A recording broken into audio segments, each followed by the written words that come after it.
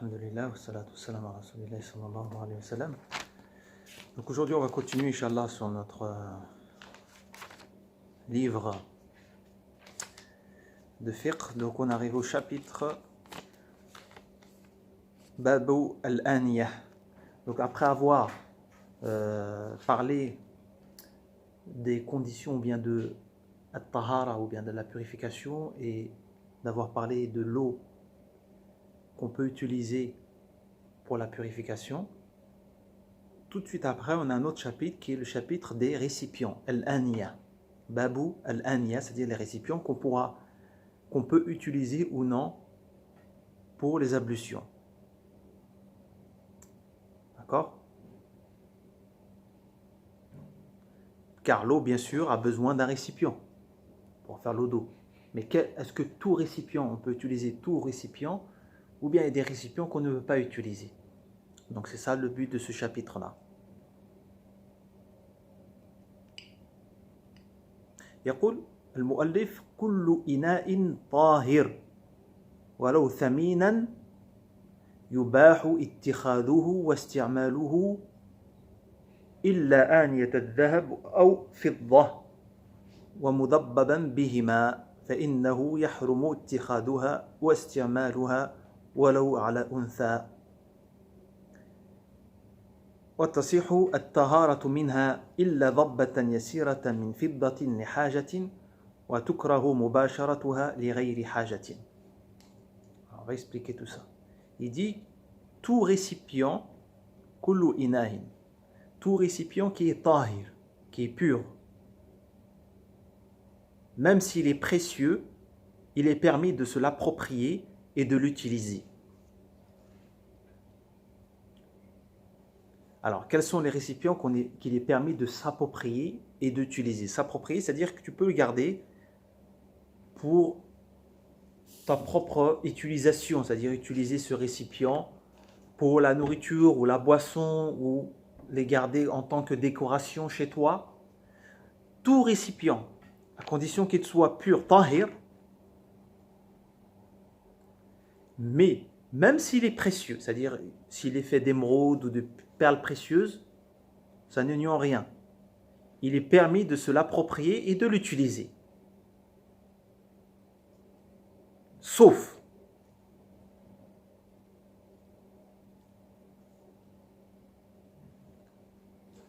les récipients d'or, c'est-à-dire qui sont faits d'or pur, et les récipients qui sont faits d'argent pur, ou bien ceux qui seraient mélangés d'un des deux, c'est-à-dire mélangés d'or d'une autre matière, par exemple le cuivre, ou mélangés d'argent et de cuivre, par exemple. On répète.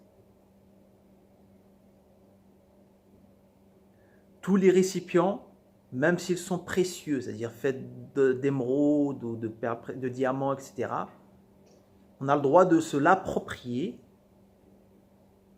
et aussi de l'utiliser. Hein? Sauf quoi? Les récipients d'or pur, qui sont faits d'or, c'est-à-dire pur, et les récipients qui sont faits quoi? D'argent pur, ou bien, troisième cas, ceux qui sont mélangés avec une autre matière, c'est-à-dire de l'or mélangé par exemple avec du cuivre, ou de l'argent qui serait mélangé aussi avec quoi? Du cuivre aussi, mélangé. Ces deux types de récipients, ou bien ces trois types de récipients, il est interdit de se l'approprier, et il est interdit aussi de l'utiliser.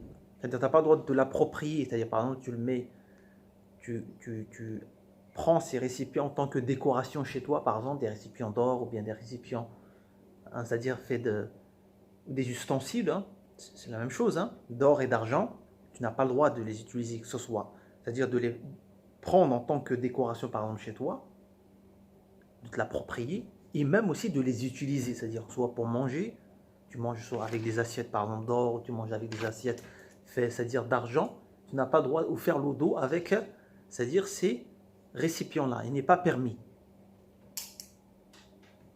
D'accord? Pourquoi ils ont dit ça? Parce qu'ils ont dit ça rentre dans l'israf. C'est quoi l'israf? Ça rentre dans le gaspillage. Le gaspillage, c'est-à-dire de l'argent. Et ça casse le cœur des pauvres. C'est-à-dire quand les pauvres ils vont voir ça, ils voient que toi, machallah, tu as des récipients en or et en argent, mais lui, il n'a rien. Il ne trouve rien à manger. Donc ça va lui briser le cœur. Tu te permets de prendre des récipients d'or et d'argent, alors que lui, il meurt de faim. Donc c'est pour ça que al-shara, c'est-à-dire la législation interdit à s'approprier et d'utiliser ces types de récipients-là. D'accord? Ils sont interdits.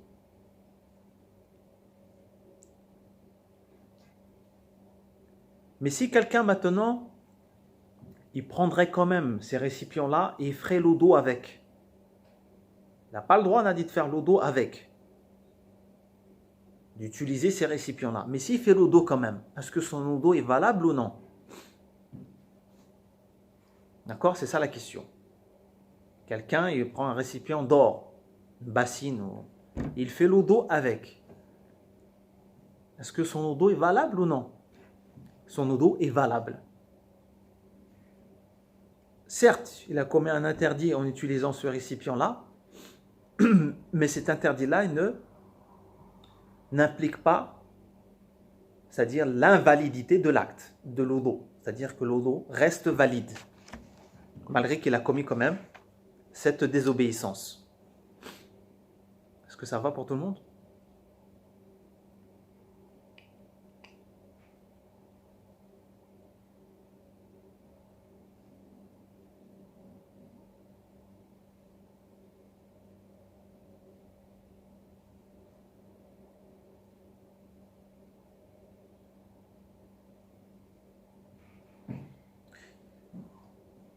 Sauf il y a une exception concernant ces récipients-là qui sont interdits, on a dit.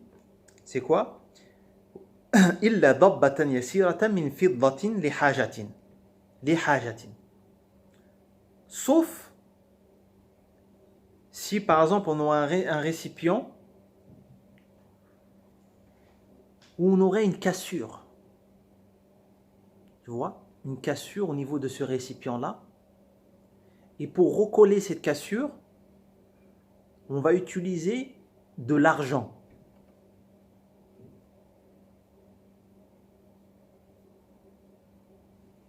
Car il y a un besoin de le faire.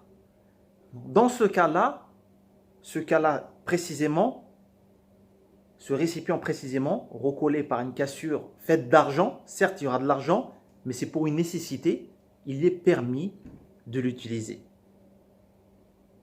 Bien sûr que pour recoller cette cassure, bien sûr, il faut qu'elle soit d'une petite quantité.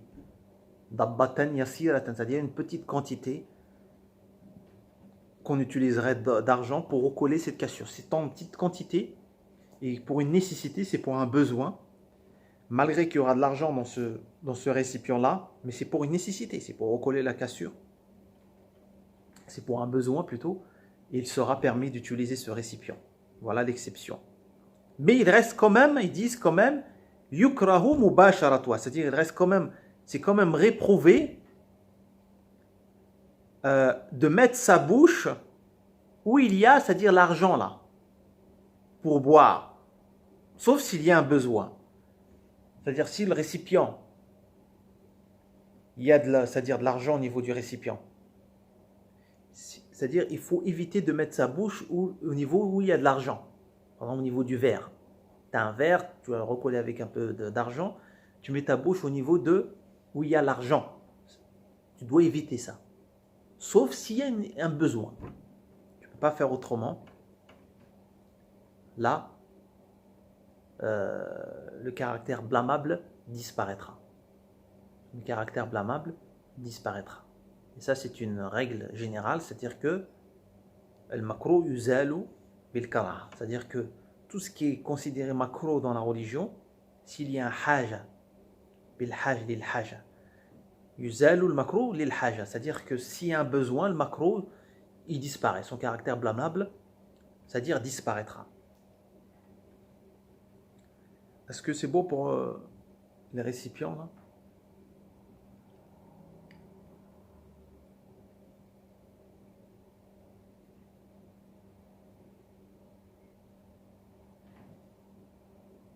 Alors dans le madhab, al-Hanabila donc utiliser ou bien s'approprier ces récipients-là d'or et d'argent. Pour les Hanabila bien sûr, parce qu'il y a une divergence, il n'est pas permis.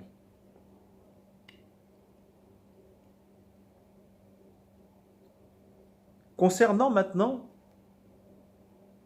les récipients des non-musulmans, c'est-à-dire des kuffars, des non-mécréants, est-ce qu'on peut les utiliser ou non?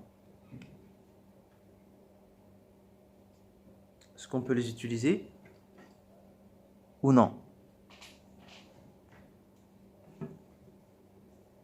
Il dit وَتُبَاحُ آنِيَةَ الْكُفَّارِ وَلَوْ لَمْ تَحِلْ دَبَائِحُهُمْ.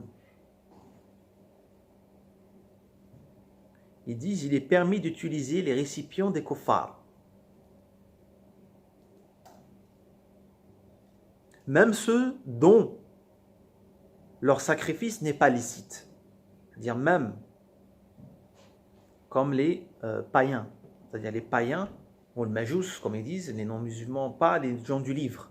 Parce que les gens du livre, s'ils égorgent au nom d'Allah subhanahu wa ta'ala, les juifs et les chrétiens, s'ils égorgent au nom d'Allah subhanahu wa ta'ala, leur viande est licite. D'accord? On parle maintenant des kuffars dont, c'est-à-dire leur viande, de leur sacrifice est illicite. Par exemple, ils égorgeront pour un autre que Allah subhanahu wa ta'ala. Ils disent pas bismillah, ils disent pour un autre que Allah subhanahu wa ta'ala. Ou les païens, ou bien ils tuent la bête même, ils n'égorgent même pas du tout. Donc, ces récipients-là, ces assiettes, ils mangent dessus, eux. Ils mangent leur viande dans ces assiettes-là. Est-ce qu'on peut utiliser ces assiettes-là? Oui. On peut utiliser tant que nous, on ne sait pas qu'il y a une impureté. Si on ne sait pas qu'il y a une impureté, on se base sur la base que c'est pur. Tant qu'on n'est pas sûr qu'il y a une impureté, nous on peut utiliser leur récipient. D'accord? On peut utiliser le récipient. In jahula halwa. De même que leurs vêtements. On peut utiliser aussi leurs vêtements. Si on ignore leur statut, c'est-à-dire est-ce que ces vêtements, est-ce qu'ils ont une impureté dans leurs vêtements ou non? Toi, si tu ignores, tu te bases sur la base qui est quoi? C'est que c'est pur et que tu peux l'utiliser. Donc tu l'utilises. D'accord? Tu l'utilises. Tant que tu n'es pas sûr qu'il y a une impureté dans leurs vêtements, ou tant que tu n'es pas sûr que dans leur récipient, il y a une impureté, tu peux les utiliser. Ça va pour tout le monde?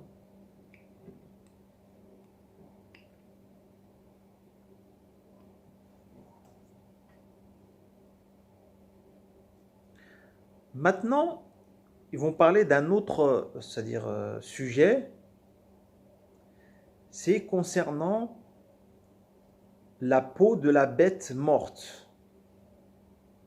La peau de la bête qui est morte. الميتة يقول ولا يطهر جلد ميتة بدباغ.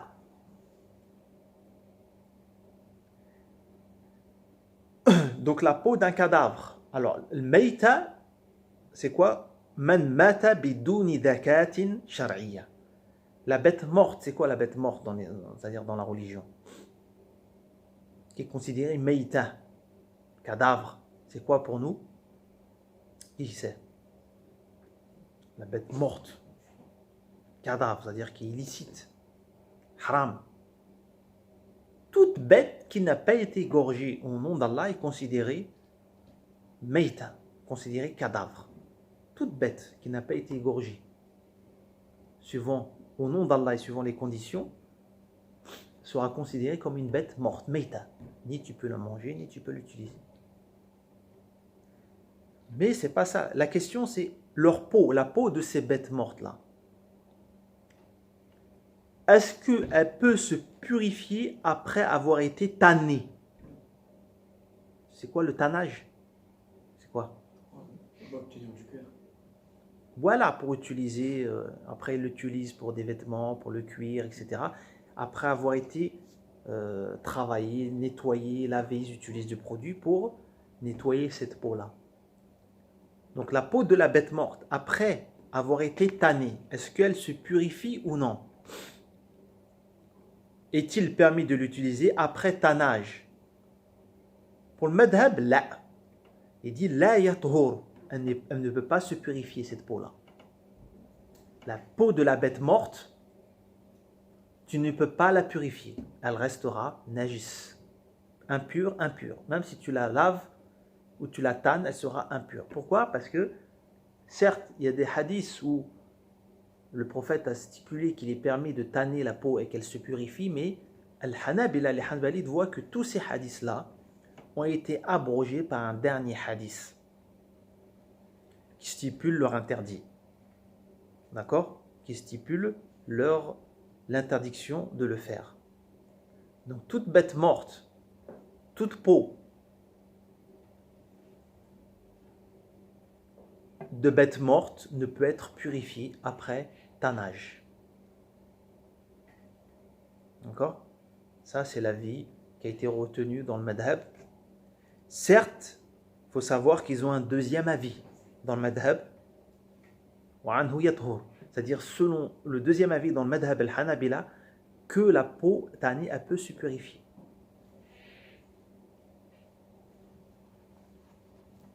Cependant, ce n'est pas l'avis qui a été retenu. Le premier avis, ce n'est pas celui-là qui a été retenu. Monsieur?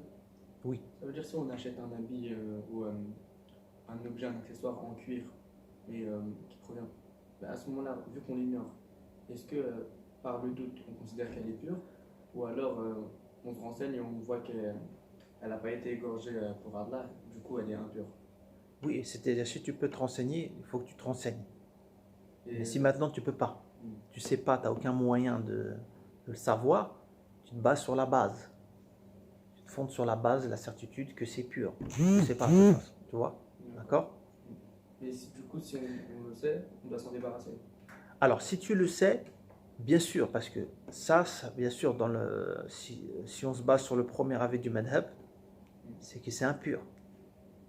Ce manteau en cuir, ces chaussures en cuir, tu peux pas les mettre dans le madhab. Cependant, comme vous avez vu, qu'il y a un deuxième avis dans le madhab.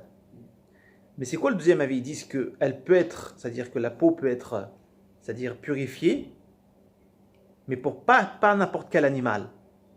Pas pour n'importe quel animal, pour un animal qui est quoi? Qui est pur dans la vie, dans son vivant et qui est considéré pur. C'est pas n'importe quel animal. C'est l'animal qui est pur.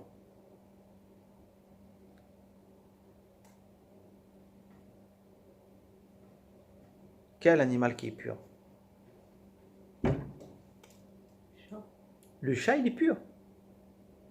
Le chat, il est pur.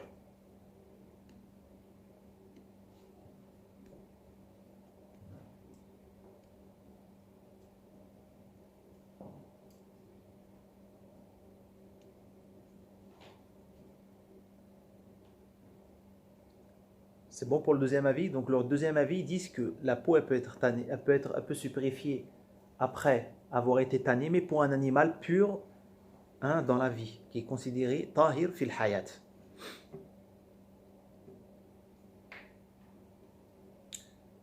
D'accord? ويباح استعماله بعد الدبغ في يابس من حيوان طاهر في الحياة.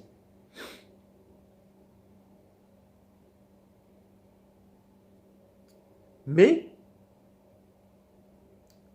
il est permis d'utiliser cette peau-là après tannage, une bête morte bien sûr, pour une chose qui est solide, pour un animal pur dans la vie. C'est-à-dire qu'on peut utiliser cette peau-là après avoir été tanné, hein, mais d'un animal qui est pur seulement, pour les choses solides. Ça veut dire quoi les choses solides? Parce que dans les choses solides, l'impureté, elle ne se transmet pas. Par exemple, tu vas avoir une peau, je sais pas, tu vas faire, tu vas avoir une peau tannée. On va fabriquer une peau tannée. On va mettre quoi dedans? Par exemple, on va mettre dedans, dans cette peau-là, quoi par exemple? Une chose solide. Par exemple, de la farine. C'est-à-dire mettre des choses pour les garder, tu vois. Ça, c'est des choses qui sont solides. L'impureté, elle ne peut pas, c'est-à-dire toucher cette chose-là, elle ne peut pas influencer sur la chose qui est solide. Contrairement à quoi? À du liquide. Avant, ils utilisaient la peau des moutons, ils mettaient quoi dedans? De l'eau, ils mettaient du lait, ils mettaient des choses, etc.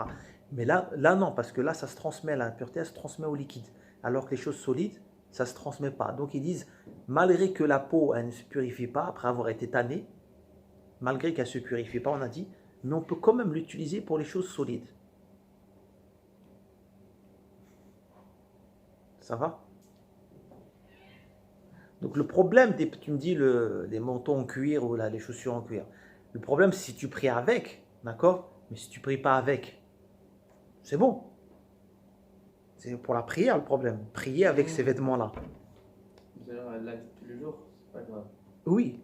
Enfin, ouais, mais normalement, c'est mieux de ne pas le porter. C'est mieux de ne pas l'utiliser du tout parce que normalement, tu n'as pas à acheter quelque chose qui est impur, tu vois? D'accord? Tu ne dois pas acheter quelque chose qui est impur. Si tu sais qu'il est impur, tu ne dois pas l'acheter dans les règles du commerce. D'accord? Mais imagine, je ne sais pas moi, ça fait 10 ans que tu l'as. Le problème, c'est dans la prière. En tout cas, vous voyez qu'il y a une divergence dans ce cas-là. Dans ce cas-là, on voit qu'il y a une divergence. Le mieux, bien sûr, c'est d'éviter. Le mieux, c'est d'éviter pour sortir de la divergence. Donc, on peut utiliser cette peau, c'est-à-dire d'un animal mort après tannage pour une chose qui est solide, mais il faut que cet animal il soit pur dans la vie. Pareil, pur dans la vie comme qui? Comme le chat, par exemple. Le chat, ils disent tout ce qui est à la taille du chat et en dessous du chat est considéré pur. Tous les animaux qui sont comme le chat, c'est-à-dire la taille du chat et en dessous du chat, sont considérés purs. La vache, c'est pas pur? En dessous du chat. La vache, c'est pur, mais en dessous du chat. La vache, c'est pas pareil. Okay. Mais comme les animaux qui sont comme le chat, par exemple. La taille du chat. Ou en dessous du chat. Tamadoun. Sont considérés tahir, purs. Les souris, c'est pas pareil. Pour les souris, c'est pas pareil. Parce qu'on a un ordre pour les souris. On a un ordre du prophète sallallahu alayhi wa sallam de tuer, c'est-à-dire la permission de tuer les souris.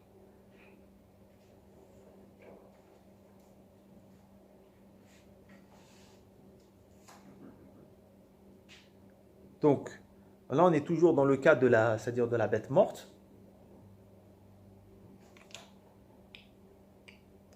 Il dit وَعَظْمُ مَيْتَةٍ وَلَبَنُهَا وَكُلُّ أَجْزَائِهَا نَجِسَةٌ غَيْرُ شَعْرٍ وَنَحْوِهِ. Alors, la bête morte, la bête qui est morte, c'est quoi la bête morte? C'est toute bête qui n'a pas été égorgée selon le nom d'Allah subhanahu wa ta'ala, considérée maïta, bête morte. Est-ce que tout, c'est-à-dire les parties de cette bête morte sont impures ou il y a des parties qui ne sont pas considérées, c'est-à-dire impures? C'est ça la question. Tout, ses poils, c'est-à-dire ses os, etc., sont considérés impurs ou bien il y a des choses qui ne sont pas considérées impures? Alors ici il dit el-mayt, c'est-à-dire l'os du cadavre, de la bête morte, les os, c'est-à-dire les os de la bête morte sont considérés quoi? Najis.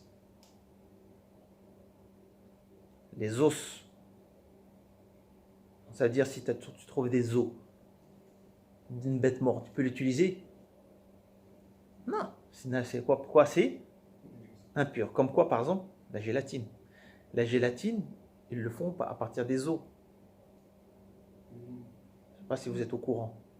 Quand tu trouves dans les aliments, il y a certains aliments comme des gâteaux et surtout les bonbons. Pas tous les bonbons. Tu as des bonbons, il y a de la gélatine. C'est fabriqué à partir des os des animaux. Des fois du porc, mais des fois d'autres animaux, mais qui n'ont pas été égorgés, donc sont considérés quoi? Bêtes mortes. Donc la gélatine, c'est pas bon. Maintenant, ils font gélatine végétale.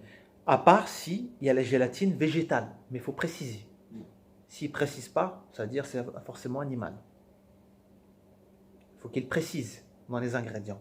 Donc les os, en tout cas, les os, ça c'est madhab, le jumhur, c'est l'avis des hanbalites, des malikites et des shafi'ites.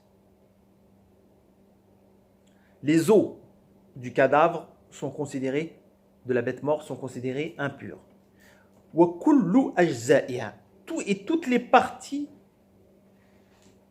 du cadavre sont considérées najis. Toutes les parties du corps. Sauf 4 choses. On revient. Les os du cadavre sont impurs. Quoi aussi, ils disent même la banouha. La banouha, c'est-à-dire son lait, le lait. Par exemple, la bête, elle est morte. Mais il reste le lait dans la mamelle. Est-ce que toi, tu peux récupérer le lait? Tu vas le boire. Non, il sera considéré aussi najis. D'accord? Il sera considéré aussi impur. Parce qu'ils disent qu'il a été en contact de cette bête, c'est-à-dire morte. De même quoi? De même, ils ont parlé aussi, les savants, de ce qu'on appelle la présure. Vous savez, c'est quoi la présure? La présure, c'est ce c'est-à-dire on prélève des estomacs des veaux ou des animaux pour fabriquer ce qu'on appelle, pour fabriquer le fromage, pour coaguler le fromage. Tout fromage contient de la présure. Fini le fromage. Tous les fromages contiennent de la présure. La présure, elle vient des animaux. Donc d'un animal qui est impur. Cette présure-là, est-ce qu'elle est impure ou non? Oui, pour le madhab, elle est considérée impure. Pour le madhab, elle est considérée impure parce qu'elle est prise de la bête morte. Elle fait partie de la bête morte. Donc, les fromages qui sont faits de présure animale, tu ne peux pas les manger pour le madhab. Alors, ce qu'il faut savoir, c'est qu'il existe 2 types de fromages. Il y a des fromages qui sont faits avec de la présure dite animale. Il y a des fromages qui sont faits avec de la présure quoi? Microbienne. Même ça, même les végétariens, ils ne mangent que cette présure-là. Ils ne mangent pas les fromages faits avec de la présure animale, les végétariens. Alors, pour savoir, il faut que tu demandes ça. Tu demandes, c'est-à-dire, à chaque fois, tu demandes quel fromage. Tu as des listes maintenant qui existent sur Internet, les fromages qui sont faits avec de la présure animale, ou bien les fromages qui sont faits avec de la présure, c'est-à-dire microbienne. Certes, c'est vrai que la quantité, elle est minime qu'elle est utilisée. C'est vrai ça. Mais, pour le madhab, c'est-à-dire le madhab al-Hanabila, c'est l'avis de la majorité, ils considèrent, sauf les Hanafites, considèrent que, Ibn Taymiyyah aussi, lui voit que ce n'est pas impur. La présure est impure. Il est considéré najis. Donc, attention. On va éviter. Ça va? Donc, toutes les parties du cadavre sont considérées najis, sauf 4 choses. Il y a 4 choses qui sont exceptées, qu'on peut faire exception de cela. C'est quoi ces 4 choses qui nous sont indépendantes de la bête morte? C'est quoi ces 4 choses-là? Il dit ghayru sha'rin. Il y a 4 choses, c'est-à-dire tout ce qui est poils. Les poils, ou la fourrure, ou la laine, ou les plumes de la bête morte, ils sont considérés quoi? Purs dans la vie, s'ils sont purs dans leur mort. S'ils sont purs dans la vie, ils sont purs dans la mort. Qu'est-ce que ça veut dire ça? C'est technique. Les poils et les plumes, ou bien la fourrure, ou bien le fourrage, de la bête morte, par exemple le mouton qui est mort, c'est-à-dire sa fourrure, sont purs ou non? Il est pur, mais à condition que quoi? Qu'il est considéré cet animal pur quand il est vivant. C'est-à-dire quand il est vivant, le mouton, il est pur ou il est impur le mouton? Il est pur. Donc s'il meurt, c'est-à-dire si il est meurt naturellement, ça devient un cadavre. Est-ce qu'on peut utiliser sa fourrure? La laine plutôt. Est-ce qu'on peut utiliser la laine? On peut l'utiliser. Pourquoi? Parce que le mouton, il est pur.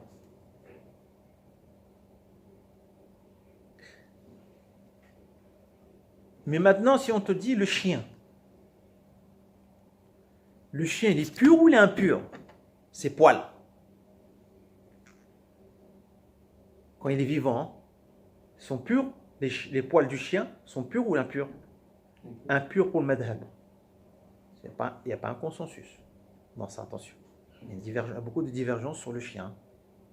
Mais pour le madhab, tout le chien il est impur, c'est-à-dire même ses poils. Donc s'il est impur quand il est vivant, le chien, quand il est mort aussi, il est forcément aussi, ses poils sont forcément encore impurs. Donc tu ne peux pas l'utiliser. Tu vas dire, je prends les poils du chien. Non. Le porc, il est pur ou il est impur, le porc? Tout. Donc s'il meurt, tu ne vas pas dire, ah, on va utiliser ses poils ou bien... Hein? Tu ne peux pas. Donc d'accord, donc les poils, c'est-à-dire la fourrure, ou bien c'est-à-dire les plumes, c'est-à-dire d'animaux qui sont purs dans leur vie, s'ils meurent, ils sont considérés aussi purs. Ils seront considérés aussi purs. Ça va? Pareil pour les oiseaux.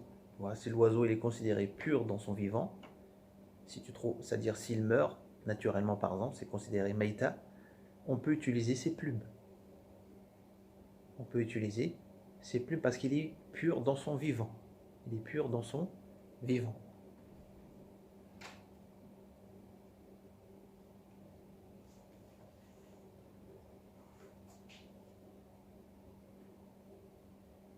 Ensuite, il dit وَمَا أُبِينَ مِنْ حَيٍّ فَهُوَ كَمَيْتَتِهِ وَمَا أُبِينَ مِنْ حَيٍّ فَهُوَ كَمَيْتَتِهِ. Qu'est-ce que ça veut dire cela? Ça veut dire tout ce qui est coupé d'un animal pendant qu'il est vivant est considéré impur.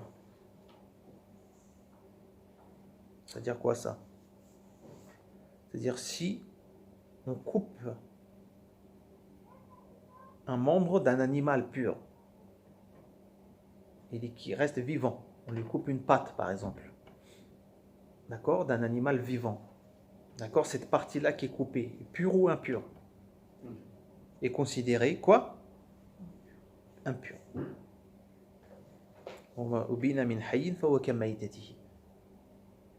Il sera considéré impur, toute partie qui sera considérée impure.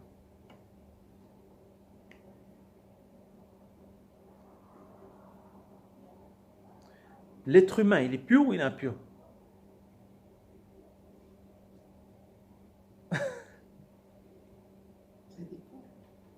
L'être humain, il est pur. Il est pur, l'être humain. Il est pur. Si on lui coupe un bras, le bras là, qui est coupé, il est pur ou impur? Impur. Ah bah non.